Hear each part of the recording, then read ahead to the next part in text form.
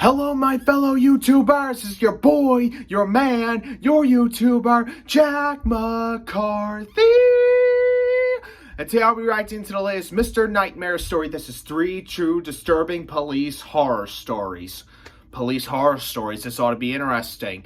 My guess is they're probably going to be from the point views of the officers, or, I don't know, maybe another point view from maybe a person or something. I don't know. It's just very interesting, but we won't know until we see it. Before I get started this video, like, subscribe, click the little bell so you never, ever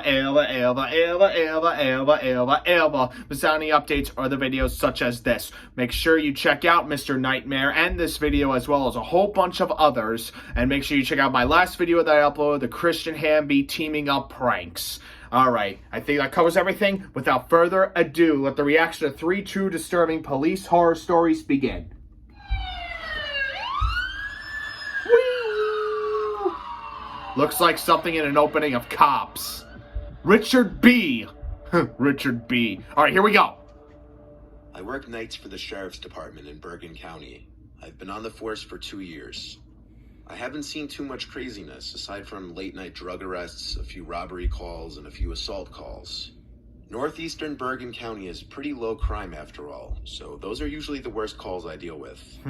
There was this one night that I received a disturbance call to investigate a scream that came from a house nearby. Usually a call like this would mean a domestic dispute, or even just something as harmless as people drinking and being too loud. I arrived to the house though, and I had to confirm twice that it was the correct house, because none of the lights were on. There was a car in the driveway though, a blue Toyota Sienna minivan. Someone was home. I went over to knock on the door a few times.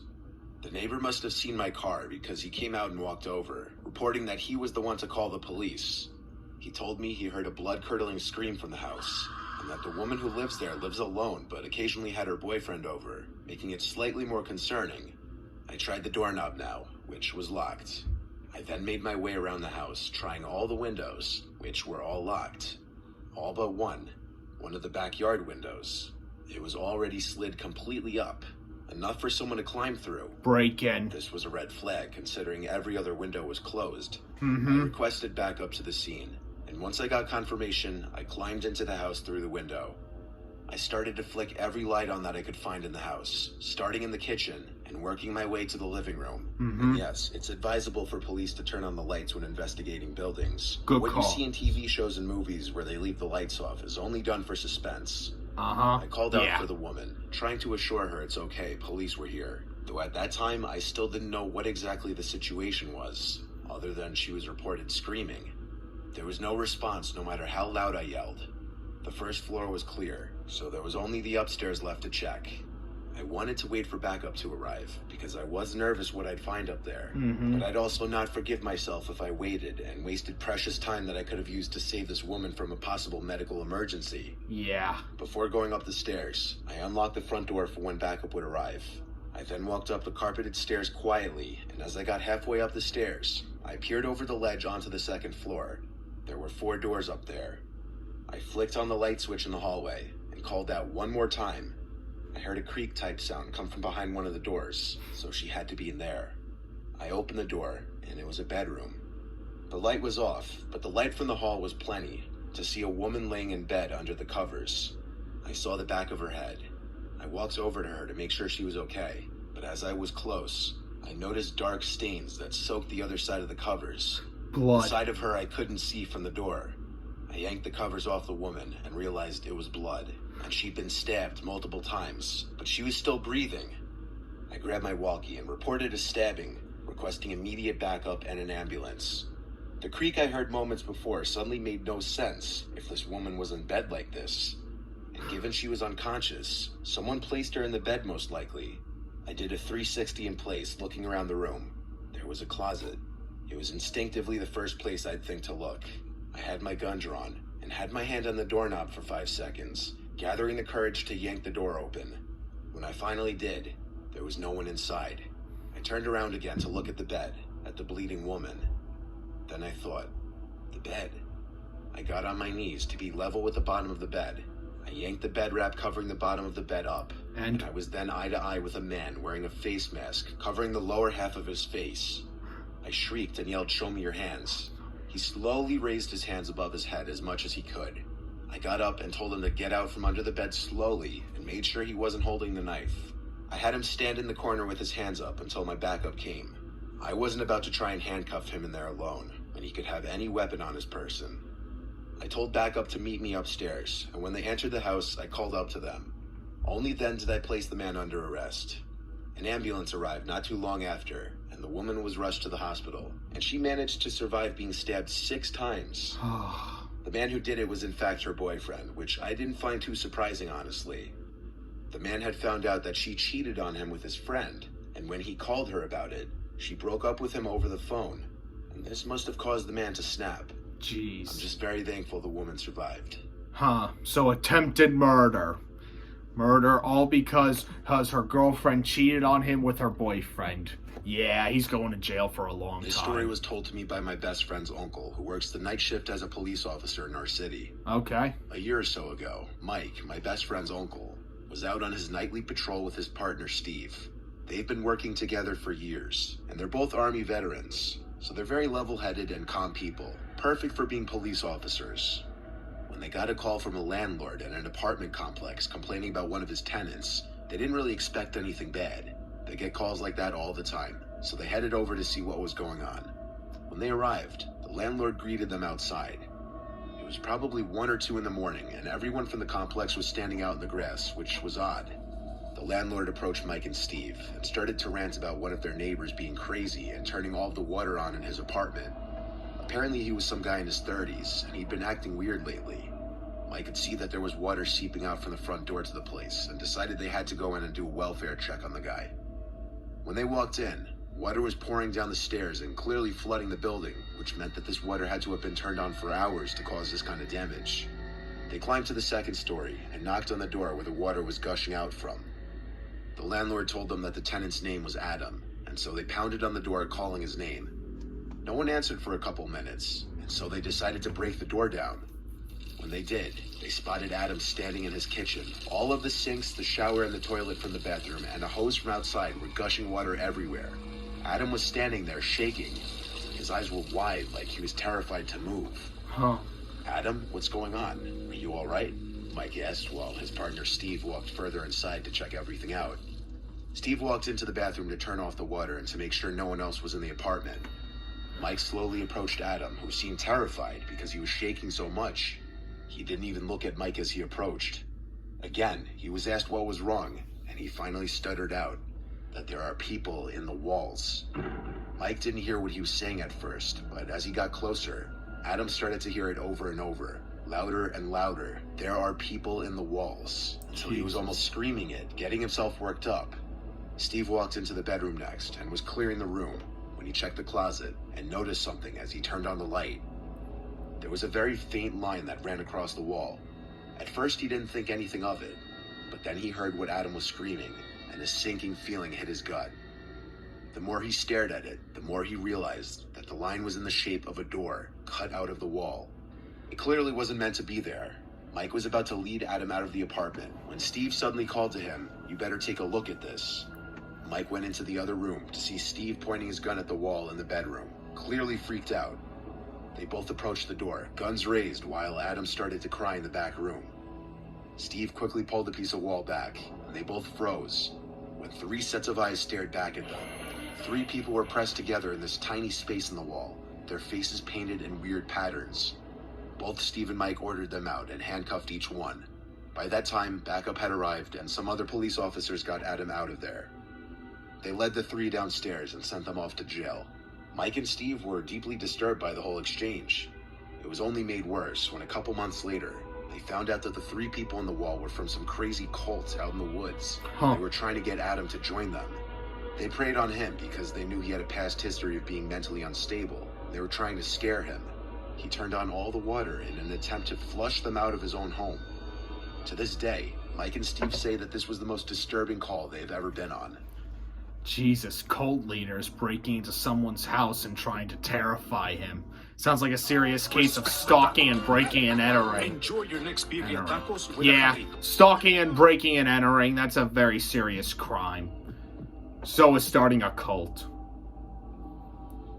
This one time when I was working a 12-hour overnight shift, I went out on a call for a suspicious person walking house to house, knocking on doors, and saying things to people through their doors or to their doorbell cameras. I arrived to the man's house who called it in, and he explained better in person that it was a middle-aged woman with long, wiry hair holding something behind her back, going door to door yelling at people to open up and mumbling to herself.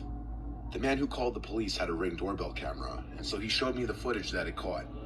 The woman came up to the door, looked at the camera for a few minutes, literally, then pressed the button. She started speaking into the mic of the doorbell, and the homeowner started talking back through his phone, starting by asking who she is and what she wants. She kept saying, "Open the door, she needs blood," and would smile and cackle each time she said it. When he threatened to call the police, she laughed and started basically punching the door and trying to remove the Ring doorbell camera from the wall. It wasn't possible to tell if the threat of calling the police is what eventually got her to leave. But when she did, the man saw that she went to the house next door. This was when he actually called 911. The footage was absolutely bone-chilling. It was like a scene from a scary movie, and it wasn't possible to tell what she was holding behind her back because of the creepy way she backed away from the door to the sidewalk, still facing the doorbell camera the entire time. There were 2 or 3 other units on this now, driving around the area trying to find the woman. Yeah. It was basically a mini manhunt now, and the description being used was possibly armed and dangerous woman. I checked the nearby houses on foot really quickly, then got back in my car and started patrolling the area as well. None of us could find the woman, and then we got a report of a breaking and entering nearby. Someone had called 911 to report that someone had entered their house with a weapon, and the caller was hiding in their bedroom upstairs. The caller also had a doorbell camera and was able to see the woman entering the house through the front door, but not before looking into the camera for a few moments again. I arrived to the house just about the same time as another unit. Entering the house was easy, as the front door was left unlocked, of course. We had to enter with caution, though, with guns drawn, because we didn't know how dangerous this woman was, or what she could be armed with. As we entered and the foyer was clear, another officer and I shouted that the police were here, and we ordered the intruder to come out with her hands up. Then there was a scream for help from upstairs. My adrenaline was rushing, as it does in any situation like this involving armed suspects. We ran up the stairs and followed the screams for help. They led us to the master bedroom. The husband unlocked and opened the bedroom door as we got upstairs, the husband of the couple sitting and hiding in there. They hadn't left the bedroom since the woman had entered the house, and they said she had been clawing and banging at the door only a few minutes ago, and that they didn't hear her leave, let alone even go down the stairs. We had to check every other room in the upstairs area, and in one of the corner bedrooms, in the pitch blackness, we heard a cackling sound. Not being able to see her, but to hear her, was downright spine-chilling. I flicked on the light to the bedroom, and she was there sitting on the bed, already looking at me and smiling. She had a huge knife in her hand, and there was blood soaking the bed sheets that she was sitting on. It was her blood. She had just cut one of her wrists. She started saying exactly what she was saying on the first guy's doorbell camera, that she needs blood. We didn't know who she meant, until noticing the little doll sitting between her legs. It was a little girl's doll, covered in the woman's blood. We yelled at her to drop the knife with our guns drawn on her.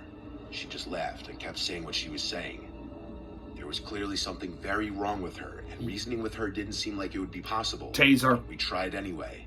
I asked her, who is this she keeps referencing, and tried to talk nice to her, saying she doesn't have to hurt herself or anybody else, and that we're there to help her.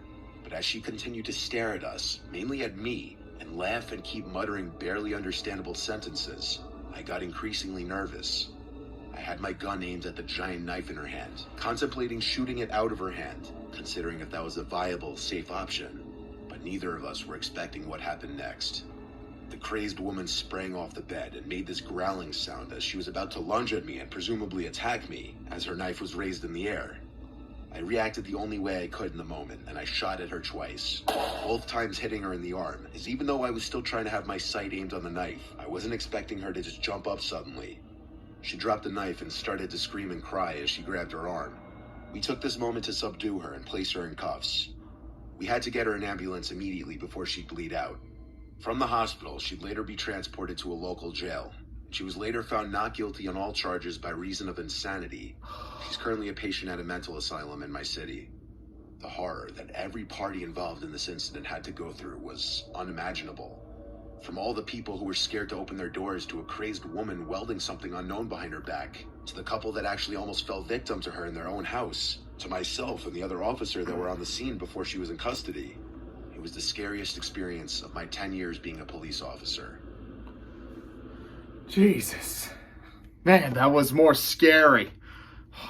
Okay, let's see. First story, breaking and entering, attempted murder, crazy ex-boyfriend. Second story, breaking and entering and stalking 3 cultist members. And finally, the third story, crazy woman going around town with a knife and a doll wanting blood and then breaking and entering into a house.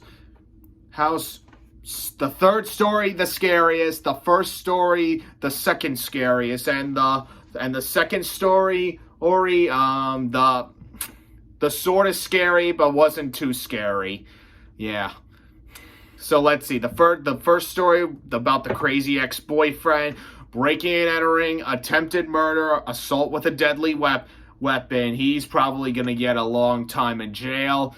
Those 3 cultist members, probably stalking, breaking and entering and renting. Probably not a lot of time in jail, but definitely some time unless with bail and stuff. And finally, the crazy woman with a knife and a doll going to people's houses to knock, disturbing the peace, and then the last house she was at, breaking and entering, and then don't really know if it was either attempted assault when she stood up to, cut the officers, but anyway, she was found not guilty, like the officer said, by mental insanity, and now she's at a mental hospital. Just, man, Officer Scaries were very terrifying. I mean, I haven't heard of, a lot of police stories. The only police stories I have seen in my life is shows like Law and Order. I'm a big fan of Law and Order. Dum dum, let's all go to court. Bum bum, let's go make some law now. Yeah. Bum bum, let's go put the bad guys away into jail where they belong so they can face the punishment. Bum bum. Yeah, I'm a fan of those kind of Law and Order shows. I really am a big fan. Regular Law and Order, SVU, and then the new one with Elliot Stabler, Organized Crime. Really am a big fan of those shows. But anyway, these were really interesting and scary police stories about what police officers can sometimes go through. And, well, it's not a safe job, but hey, they risk their lives to keep cities, to areas, to states, safe for reasons, and I respect the men and women in blue. Alright, I hope you all enjoyed this video. I know I did. Like, subscribe, click the little bell so you never, ever, ever, ever, ever, ever, ever, ever, ever miss out on any updates or the videos such as this. Alright, and don't forget to check out this video and the channel, which you will find down in the description below. Stay tuned for more videos, etc. Jack McCarthy, signing off. El Bio-wee.